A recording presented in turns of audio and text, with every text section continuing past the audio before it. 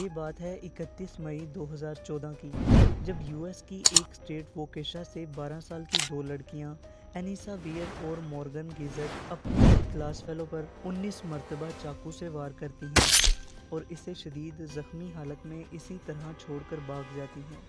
मगर जल्द ही वो पकड़ी भी जाती हैं और जब इनसे पूछा जाता है कि क्यों इन्होंने पेटन को मारने की कोशिश की, तो इनका जवाब था स्लेंडरमैन।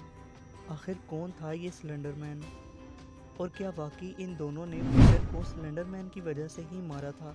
जानते हैं इसे आज के इस वीडियो में। So-called Slenderman case. In the so-called Slenderman New case. developments in the Slenderman case. Morgan geyser ये अपने बचपन से ही आम बच्चों से बहुत अलग थी और बहुत अजीब हरकतें करती थी। इसे अक्सर अपने से बातें करते देखा गया था। इसके अपने ही दो ख्याली दोस्त थे, मैगी और सेव। इसके अलावा इसके इर्द गिर्द लोगों ने इसके मुतालिक और भी बहुत सी अजीब चीज़ें नोट की थी, जैसे ये चींटियों को पालतू जानवर की तरह का सलूक करती थी, यानी इन चींटियों को ये पालतू जानवर ही मानती थी। इसके अलावा भी इसको मुख्तलिफ किरदारों से बात करते देखा गया था। इन्हीं चीज़ों के दौरान मॉर्गन गीजर की मुलाकात अनीसा से होती है और ये भी काफ़ी इमेजिनरी थी, और यहाँ से ही वो दोनों क्रीपी पास्ता में इंटरेस्ट लेने लगती हैं। क्रीपी पास्ता असल में एक वेबसाइट थी जिस पर हॉरर या वियर्ड स्टोरीज पोस्ट की जाती थी। मॉर्गन पहले से ही ऐसी चीज़ों में काफ़ी इंटरेस्ट रखती थी, इसलिए भी ये वेबसाइट इस पर काफ़ी असरअंदाज हो रही थी, और क्रीपी पास्ता के एक करैक्टर स्लेंडरमैन में ये दोनों बहुत इंटरेस्ट लेने लगती हैं और इससे बुरी तरह मुतासिर होने लगती हैं। स्लेंडरमैन असल में एक फेसलेस मैन था, जिसके चेहरे पर ना आंखें थी, ना नाक और ना होंठ, और इसकी हाइट भी आम इंसानों से काफ़ी अलग थी। इसके बाजू और टांगें भी अजीब तरह से काफ़ी लंबी थी और इसको अक्सर रैंडम तस्वीरों में ही देखा गया था। इसके अलावा ऐसा माना जाता था कि स्लेंडरमैन दिमाग को पढ़ सकता है और इसकी स्पीड भी बहुत तेज़ होती है, और इसकी कमर से बहुत सारे हाथ निकलते हैं जो किसी इंसान को मजबूती से जकड़ लेते हैं और फिर स्लेंडरमैन इनको मार देता है।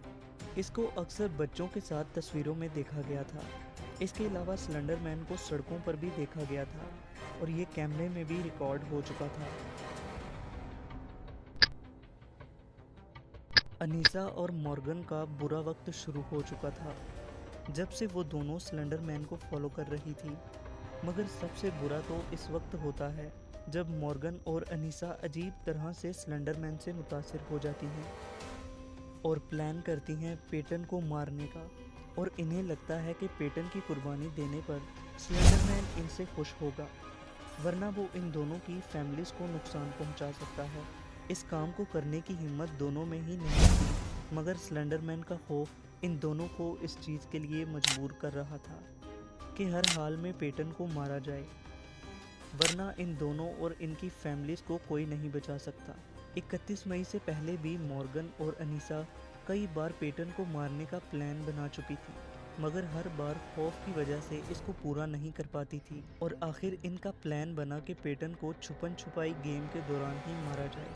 और फिर 31 मई को ये दोनों खौफजदा होने के बावजूद पेटन पर 19 मरतबा चाकू से वार करती हैं और बेचारी पेटन को इसी हाल में छोड़कर भाग जाती हैं, और अब वो स्लेंडरमैन को तलाश कर रही होती हैं और ज़ोर ज़ोर से स्लेंडरमैन को आवाज़ें देने लगती हैं।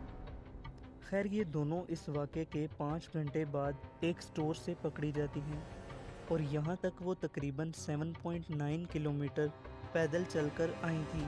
जब इनको पकड़ा जाता है तो इनसे वो चाकू भी बरामद होता है जिससे इन्होंने पेटन को मारा था। इन सब चीज़ों के बावजूद मॉर्गन गीजर कहती है कि इसे पेटन पर रहम नहीं था, जबकि अनीसा इस वाक़े पर शर्मिंदा थी और इसके मुताबिक इसको अफसोस था कि इसने अपनी दोस्त को इस तरह बेरहमी से मारा। मगर एक बात इन दोनों में कॉमन थी, और वो ये थी कि दोनों ने स्लेंडरमैन को खुश करने के लिए पेटन को मारा था। मॉर्गन पर फर्स्ट डिग्री होमोसाइड का केस चलता है, जबकि अनीसा पर सेकंड। अनीसा को 25 साल की सज़ा हो जाती है और मॉर्गन को 40 साल की, मगर इन दोनों में से किसी को मुजरिम नहीं माना जाता क्योंकि इन दोनों की मेंटल हेल्थ ठीक नहीं थी, और मॉर्गन एक मेंटल कंडीशन स्किज़ोफ्रेनिया की वजह से ठीक नहीं थी।